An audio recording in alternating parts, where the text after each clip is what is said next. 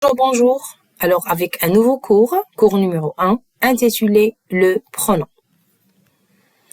Commençons tout d'abord par la définition. Un pronom est un mot grammatical qui sert le plus souvent à remplacer un mot ou un groupe de mots déjà employés à un autre endroit du contexte. Il peut aussi représenter un nom absent. Exemple, prenez cette histoire et lisez-la. Et si là, c'est un pronom qui remplace cette histoire.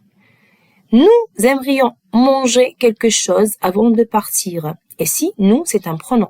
Et quelque chose aussi, c'est un pronom. Mais quelque chose, c'est un pronom qui représente un nom absent. Passons maintenant aux types. Premièrement, les pronoms personnels. Dans les pronoms personnels, il y a 4 sous-types. Les pronoms personnels sujets, ils indiquent qui fait l'action du verbe. Je, tu, il, elle pour le singulier, pluriel, nous, vous, il avec S, elle avec S. Exemple, je mange une pomme. Je, c'est un pronom. Deuxièmement, les pronoms personnels compléments d'objet direct, COD. Ils complètent le verbe et reçoivent l'action du verbe. Me, te, le, l'apostrophe singulier, nous, vous, les, pluriel. Par exemple, je te vois. Te, c'est un pronom personnel complément d'objet direct. Troisièmement, les pronoms personnels compléments d'objet indirect. Ils complètent le verbe et indiquent à qui ou à quoi l'action est destinée. Me, te, lui pour le singulier, nous, vous, leur pour le pluriel. Exemple, je lui donne un livre. Et si je donne un livre à Ahmed, par exemple. À qui? Donc, je dis, je lui donne un livre. Quatrièmement, les pronoms adverbiaux. En et Y. On remplace un complément de lieu introduit par de. Par exemple, je viens de Paris, je dis j'en viens. On, c'est un pronom adverbial.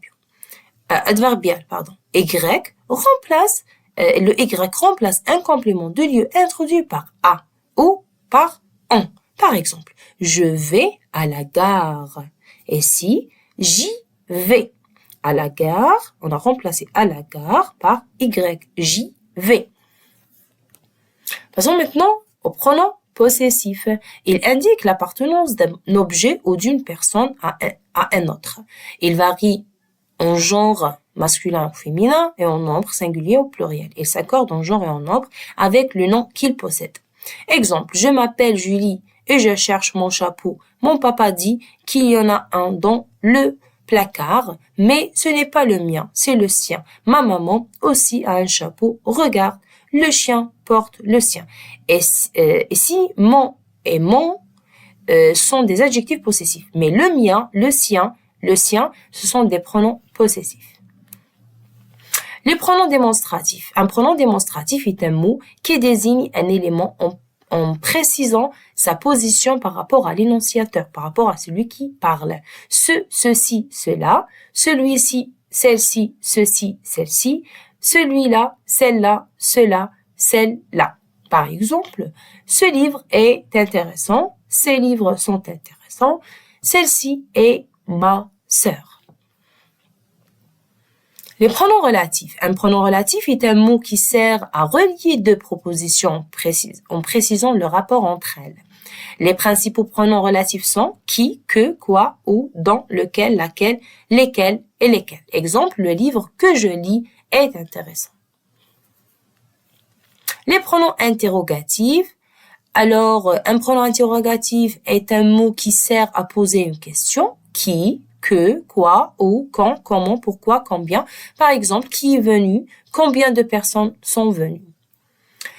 Les pronoms indéfinis. Un pronom indéfini est un mot qui désigne un élément de manière vague ou imprécise, vague ou imprécise, sans le nommer directement. Par exemple, la qualité, on peut dire un, une, des, plusieurs, beaucoup, peu, tout, toutes.